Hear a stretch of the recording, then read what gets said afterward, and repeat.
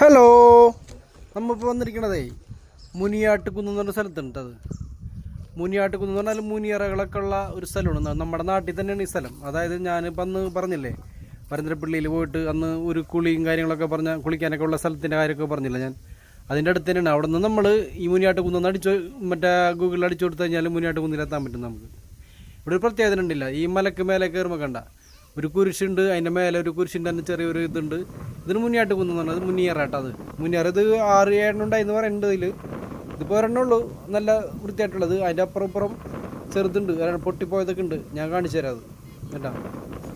അപ്പോൾ അവിടെ നിന്ന് കൂലിയൊക്കെ കഴിഞ്ഞിട്ട് നമ്മൾ ഒരു 5 മണി സമയത്തൊക്കെ ഇങ്ങനെ കയറി കഴിഞ്ഞാൽ വെയിലൊന്നും ഉണ്ടാവില്ല, നല്ല കാറ്റും കാര്യങ്ങളൊക്കെ ആയിട്ട് നല്ല വ്യൂ ആണ്. മരയുടെ മേലെ കയറി കഴിഞ്ഞാൽ കേട്ടോ നല്ല വ്യൂ ആയിട്ട് കാണാൻ പറ്റും. ഞാനിപ്പോൾ ഒന്ന് കറങ്ങി പിടിച്ച് കാണിച്ചു തരാൻ കണ്ട. ഇതൊക്കെ നല്ല ഇവിടെ നിന്ന് കാണുന്ന വ്യൂ ആണ്. അപ്പോൾ വൈകുന്നേരം നമുക്കൊരു 5 മണി സമയത്തൊക്കെ കൂടി ഉണ്ടെങ്കിൽ ഉണ്ടല്ല, ഒട്ടും വെയിലും ഉണ്ടാവില്ല, ചൂടും ഇല്ല, നല്ല കാറ്റും കാര്യങ്ങളൊക്കെ ആയിട്ട് മഴക്കാലത്ത് ഒന്ന് അടിപൊളിയായിരിക്കും, സൂപ്പറായിരിക്കും. അത് ഫുൾ പച്ചപ്പായിരിക്കുമല്ല. ഇതിപ്പോൾ കംപ്ലീറ്റ് പുല്ലുകളൊക്കെ ഉണങ്ങിയ സമയമാണ് ഇപ്പോൾ ഇത് കേട്ടോ. ഇപ്പം ഇത് കഴിഞ്ഞാലേ ഒരു മറ്റേ ക്രിസ്ത്യൻസിൻ്റെ ഒരു ചെറിയൊരു ഇതുണ്ടെന്ന് പറഞ്ഞാൽ ആരാധിക്കുന്ന ഒരു സ്ഥലം. എനിക്കിനി അതിനെക്കുറിച്ച് കറക്റ്റ് പേര് എനിക്കറിയില്ല. എന്നെ കുറിച്ചിട്ട് ഞാനിപ്പോൾ ഒരാളോട് ചോദിച്ചില്ല കേട്ടോ. ഇത് കഴിഞ്ഞതിന് മേലെ കയറി കഴിഞ്ഞാൽ ഒരു അമ്പലം ഉണ്ടെന്ന് പറഞ്ഞു. അപ്പോൾ നമ്മൾ അവിടേക്ക് പോകുന്നുണ്ട്. ഇപ്പോൾ ഇതൊന്ന് കാണിച്ചു തന്നിട്ട് അങ്ങോട്ട് പോകുന്നുള്ള പരിപാടിക്ക് നിൽക്കുകയാണ് ഞാൻ. ഇത് വലിയൊരു മലയല്ല, ഒരു മീഡിയം കുഴപ്പമില്ലാത്തൊരു മലയാണ്. ഇത് നമുക്ക് കയറാനൊക്കെ പറ്റും, എല്ലാവർക്കും കയറാൻ പറ്റും. പ്രായമുള്ള ആൾക്കാർക്കും കയറാം, പിള്ളേർക്ക് കയറാം കേട്ടോ. ഇതിലൂടെ നടന്നു പോയി കഴിഞ്ഞിട്ടുണ്ടെങ്കിൽ നല്ല അടിപൊളി മലയുടെ ഏറ്റവും ടോപ്പിലായിട്ട് ഒരു അടിപൊളി ഒരു അമ്പലമുണ്ട്. ആ അമ്പലത്തിൻ്റെ ദൃശ്യണി കാണുന്നത് കേട്ടോ.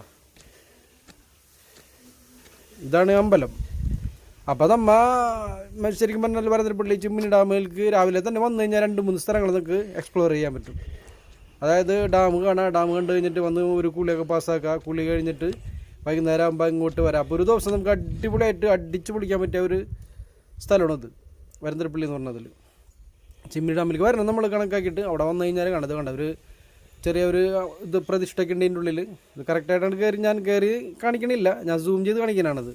ഇപ്പം ഇതിൻ്റെ ബാക്കിൽ കൂടെ അങ്ങോട്ട് പോയി കഴിഞ്ഞാൽ ഉണ്ടല്ലോ ഒരു വമ്പൻ അടിപൊളി വ്യൂ ആണ്. അതായത് പരന്തരപ്പള്ളി മുഴുവൻ നമുക്ക് കാണാം. പരന്തരപ്പള്ളി എന്നല്ല, തൃശ്ശൂർ ജില്ല എന്ന് വേണമെങ്കിൽ പറയാൻ പറ്റൂട്ടാ. അത്രയും നന്നായിട്ട് കാണാം. അതെ, അമ്പലത്തിൻ്റെ ബാക്കിനെ കാണത്, അമ്പലത്തിൻ്റെ ബാക്കിൽ കാണത് കേട്ടോ. അപ്പോൾ പുല്ലൊക്കെ ഉണങ്ങി നിൽക്കണ്ട, പക്ഷെ ഉണങ്ങി നിൽക്കേണ്ടി നല്ലൊരു ഭംഗിയില്ല കാണാനായിട്ട്. ഇതിൻ്റെ അടിയിലേക്ക് നോക്കിക്കഴിഞ്ഞാൽ അടിപൊളി സംഭവമാണിത്. നിങ്ങളൊന്ന് നോക്കിട്ടാ, ഇത് നോക്കിയേ. പരന്തരപ്പള്ളിയിലെ ഒരു ഭാഗം കംപ്ലീറ്റ് റബ്ബറും കാര്യങ്ങളും. പിന്നെ ഇപ്പുറത്തെ സൈഡിൽ അതൊക്കെ ഉണ്ടെന്ന് എനിക്കറിയില്ല. ഞാൻ ശരിക്കും പറഞ്ഞാൽ ആരോട് ചോദിച്ചില്ല. ഞാൻ ഇത് മുനിയാട്ടുകുന്ന്